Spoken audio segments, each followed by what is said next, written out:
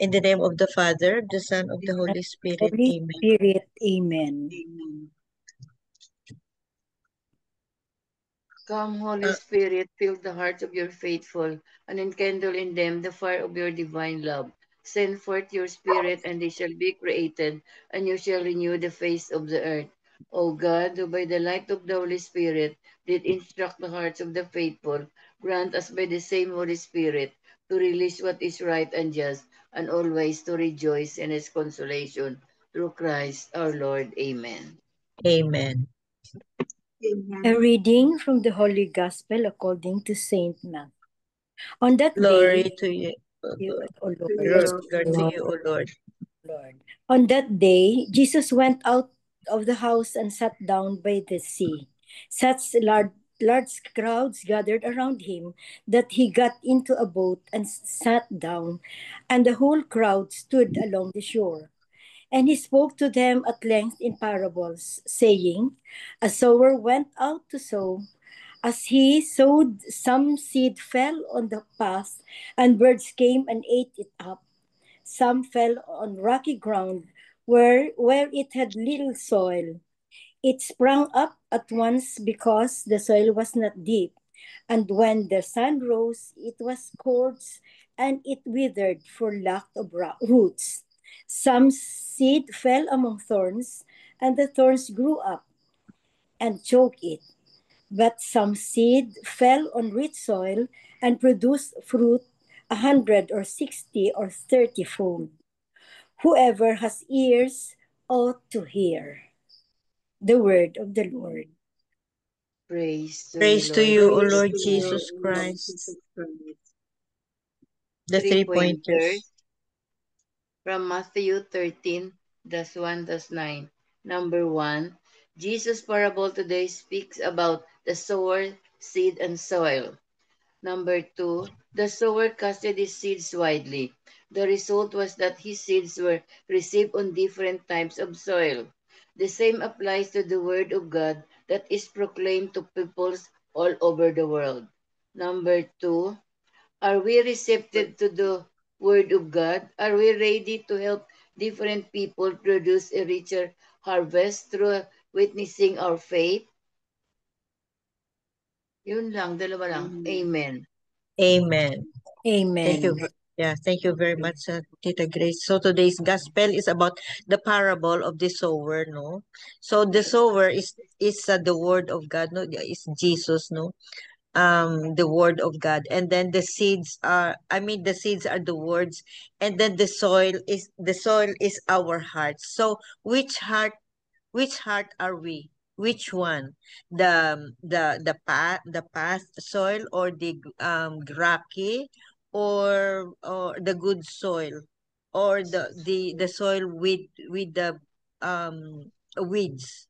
Yun ang mga examples, no? Examples is, if we know all these things, no, we are familiar with pathway, the self-explanatory, no? If the soil if the seeds are in the pathway, or on the pathway, birds will come, and then birds will eat the soil before, the seeds, before it even develop roots. Tapos kung ang ground naman is with weeds, no, um the soil the seeds could grow, but in times of trouble, just like the weeds, so in times of trouble, mamamatay ang seeds, ang plants, mamamatay sila. And then the other one is some rocky, they develop roots, but they don't develop that much, no, and then mamamatay sila. So yun. And then the good ground is, of course, self-explanatory, ang good ground, no. So which ang heart natin, no, when we hear the words of God, which are we? Is our heart a good soil, or rocky soil, or path, or good soil? Yun. It's very self-explanatory. And of course, we have to be a good soil, kasi kung good soil, we become fruitful, and we can with those fruits, no, we can always share with other people our fruits. Ang tricky dito is the tricky here is and the most challenging is um with the weeds ba, ground with weeds, kasi nakaano na naka-grow na sana, naka-roots na, may roots na sana ang plants, kaya lang natu-choke sila because of the weeds. These weeds are challenges in life. Yun. If you are not strong enough, no? If you are not strong enough, talagang mamamatay ang ano, ang plants na ito because of the weeds. That means na shallow ang ano mo, shallow ang belief mo. Ang faith mo is very shallow. Na in times of trouble, mawawala. So, this is I think the most challenging sa situation natin in our modern life. So, sometimes maybe we become rocky, we become in the rocky soil or good soil or path or ano, depende, kasi may free will tayo, pero the most challenging talaga is yung nagaso ano sa soil with the weeds. And let's always pray, no, na the words of God will be planted in our hearts, in our good soil, so that we can bear fruit, and those fruits we can always share. Yun naman ang Christian life, eh. Sharing, believing, and sharing His words.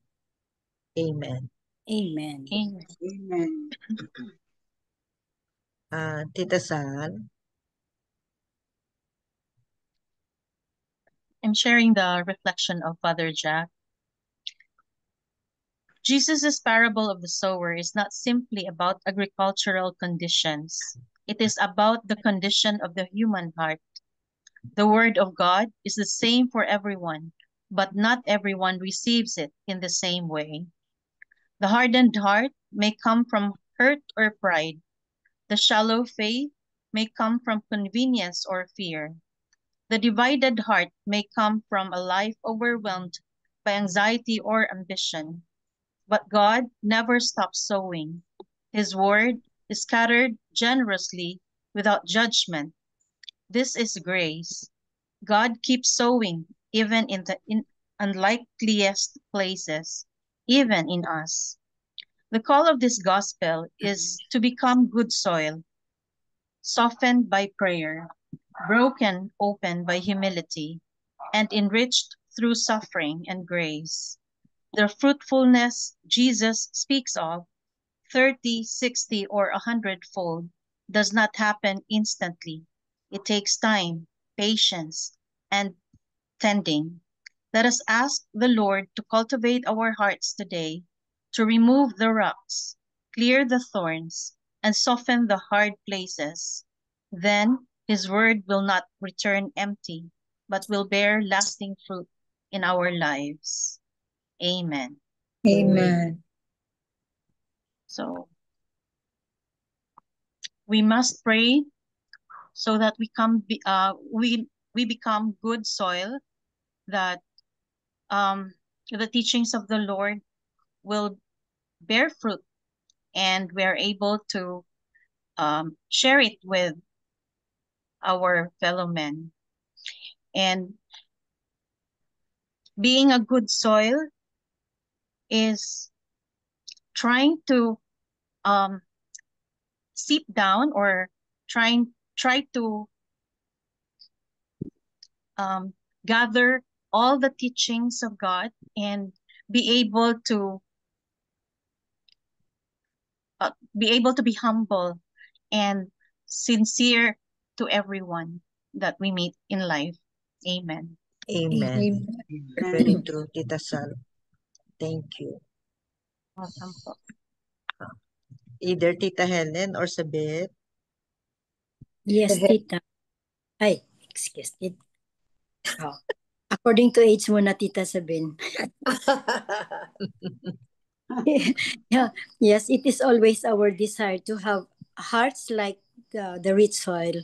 But sometimes really we cannot avoid that our hearts sometimes become like the thorny ones or the rocky ones or like a path wherein we, because of the challenges of life, uh we sometimes, our hearts, my heart, it makes it a little bit hardened, like but because of our strong faith and love to our Lord, we have to aspire to have that rich soil, so that the our actions and the words of God will be implanted in our hearts, and we will become a real Christian, loving our neighbors and forgiving all the heartaches that we have encountered, offering them to the Lord, so that we will have peace of mind and forgiving heart always. Amen. Amen. Amen. Oo. Thank you, Tita Helen. Yep. And if we decide, no, or if we if well, it's a matter of decision because of our free will, no. And if our heart is a good soil, fertilize it with prayers. Fertilize it with prayers, so that the seeds will really grow and become fruitful. Fertilize with prayers. Amen. Amen. Sabeth. Amen. All right. Okay. Good evening, everyone. Good Uh, evening. Evening. the gospel really relatable, no? To me, because although I always ask in my prayers that always a good soul to to everybody, and most especially to my little world, which is my family. So I was tested good last night, no? I have we had disagreement, parang fight talaga with my husband regarding a small amount of money. Okay? He has a sari-sari Sterner subdivision, and then he used to ask me for a GCash load, but mm, and I told my daughter to transfer the amount. Then that was last July 11. Yeah, that was my birthday, but we're attending a wedding. So my daughter last night, when we have our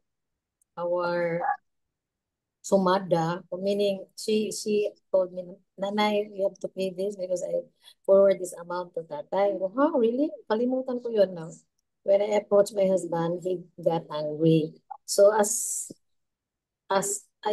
human as I am, I also got angry.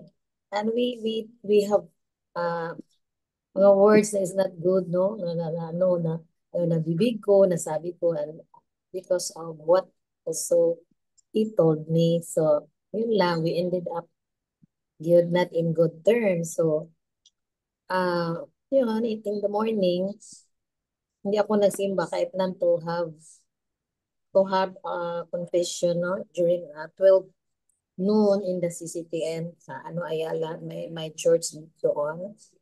And then I asked really forgiveness from him, but he refused to accept. So anyway, I just very on the go pa rin, going to going to my office and a lot of errands. But when my boss called me, I don't know, there is one unit manager under me called me na she will not go na in the office because she has a relationship problem with her secretary and her advisor. Ano naman, sabi ko sa sarili ko na, kung ano ba yung nangyari, money na naman ang cost, no? Money, money, the incentive. So, nag-reflect ako, oh my God, grabe, no? Pag yun ang pinaano natin, no? Money, money, no? So, anyway, yung ko, boss, tumawag sa akin, oh, no, DM, kayo na yung mag-reconcile, itanong mo, bakit may alitan doon sa office, ha? Kayo yung branch manager dyan, kayo yung mag-solve ng problem. So, yun, my heart so very parang oh my God. So I really confessed that to the priest that noon time, no? Nga sabi ko nga I have my own problem, and also I having this responsibility of handling people, then I have to reconcile as what happened. So really helped me the confession because of the what the priest said to me. And then yun, the gospel for today is good soil. So after hearing the side of the secretary towards his towards her manager, so I don't want to also side her because also the to be play safe lang. I told her you have to say sorry also to your manager. Okay, you work for her for a long time. Yeah, she's crying. And or it really just because of the incentives that your manager told you that she will not give. So the bottom line is money. And siya, yes, ma'am. Well, anyway, still, even though na-hurt ka, pwede kayong mag-ask ng forgiveness sa boss mo. Siya. Marami siyang rasons, but this gospel really, no, if all the people has that good heart, no, na letting go, even though, sabi ko sa kanya, even though you feel na hindi fair ang ginawa ng UM mo, still you can ask forgiveness kasi boss mo siya. Then, by her age now, she's already 76 years old, I think. I think you have all the kuan good. The kuan nga you also understand her. Then siya, ma'am, yes, I called her many times and she will not answer me. So, yan, I also pray for that manager na she will also be kanang have the heart na she will just yung forgiveness for the secretary and for that advisor na under sa kanya. Pero yun lang, we always want to have a healthy workplace, no? We always put God in our workplace. Pag meron tayong a good heart, no, or a good soil, no, maybe letting go lang just for the money. So yun lang na-share ko ngayon because I am also very sad that the thing that I did last night really ruins the consequences of not having na our weekend. Nagplano na kami na we'll go to the Tabuelan for yung trabahante namin sa Kaykayan, our schedule pangaligo, no? With the hindi naman marami yung employees ko, but they look forward for every dapat June, pero July na ngayon, so hindi pa namin nakuha. Ngayon may problem. So yun lang, the consequence of having that bitang reactive, sometimes it will lead nga kayo rin ang magsasuffer. So, paano ko to? Pero anyway, I'm praying because yun lang, sana yung forgiveness na hiningi ko sa husband ko, tanggapin niya. He is the one arranging our weekend pangaligo this Saturday and Sunday. Yun lang, the heart is so very not kanang stubbornness or pride, everything it's not from the Lord yun. Pride, number one. Yun lang, I because after hearing the mass, a confession and then mass, so really yung kalooban ko nga, Lord, you will be done. Sana magtuloy lahat ang mga plano saka with my environment, my office, na there always God in the workplace. And I thank you. That's all. Yeah, thank you, Sabit. You have a good heart. But sometimes The temptation to fight back. Temptation, yeah. Yeah. Tao lang tayo eh. Tao lang Yun tayo. talaga. Pero still, no, you recognize your Right weakness, no? away. Oo, right away. You May recognize your weakness. yung ano I ko, may angel, went to parang, confession. parang may angel na sinisend si Lord kaninang umaga, yung ahente ko na lector sa Lourdes Paris, sabi niya, ma'am, pero nakashare ko sa kanya to, nangyari siya, ma'am, no ma'am, huwag kang magpaano ha, kasi yung birthday mo, the feast of Saint Benedict yun. Saint Benedict is the saint of mga ano yun, Protection. Mga panulay. protection, yung mga panulay. So, Oo. Oo. huwag Oo. kang deliverance. Sana yun Deliverance. si Saint Benedict. Oo nga eh, feast day of Saint Benedict yung ano ko. Pero anyway, meron siya. I really slow down and I really appreciate you, Dada. And also my daughter told me, Nay, just relax and then pwedeng postpone mo na lang yung for the employees. O, sige, okay naman ang iba. Okay lang, ma'am. Healing pa, need healing. Thank you, Sabet. Thank you. Oo. Tita Bel, meron ka? Meron sa Catholic mom. This scripture passage speaks to the value of stories. Diba mahilig si Jesus magtell ng stories, ng parables? Parable, oo. Jesus often taught in parables, simple stories that use people and images. His audience would be familiar with to teach a more profound truth. The disciples asked Jesus why he taught in this way. He explained that the wider population hadn't been granted the same gift of understanding that the disciples had been blessed with. Jesus needed to teach in parables so that they would comprehend this message. We can follow Jesus' example when we share the faith with our children. While there are exceptions, most children aren't interested in studying a list of rules of the Catholic faith or having a philosophical discussion of the reason for Christian ethics. However, they will listen to a story. There are wonderful children's Bibles for toddlers through teens that present the stories of Scripture. There are many versions of saint stories that provide heroic tales of virtue and help them inspire our children to want to live for Christ. Remember yung mga Bible stories na ngayon, animated na, no? Ganda Animated. para sa mga Oo. children. Oo. No? And also for adults. And for adults even, Yeah, I'm kasi really simplified entertained by that, no? Yeah, simplified masyado.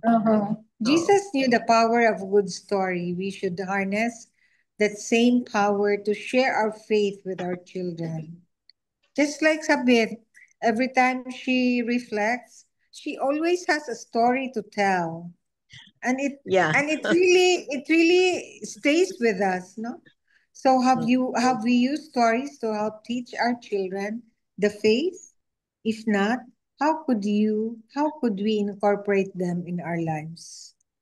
So again, the best story that we should tell will be our experiences in life, no? Witnessing. Modeling. Modeling. So just like the parable of the seed today in our gospel. And hopefully we should strive to make it our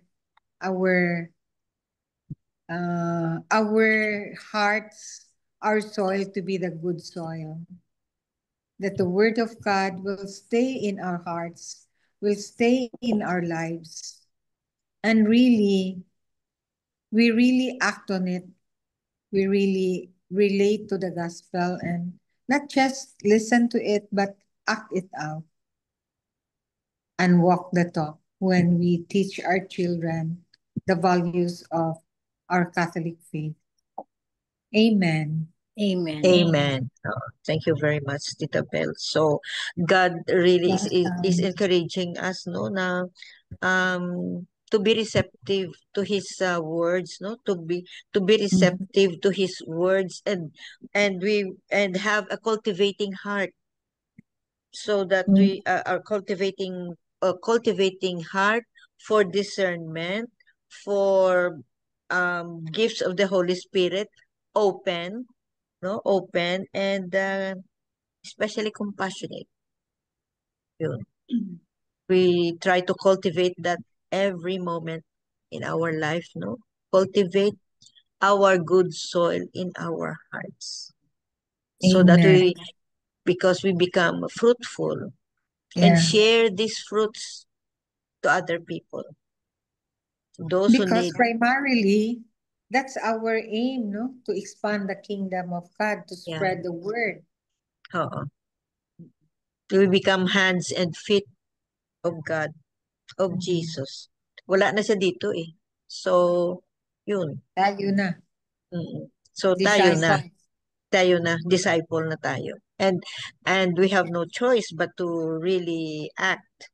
Kasi, because of our baptism, we become disciples. And we have responsibilities. Amen. Amen. So, any other short comment before the closing prayer?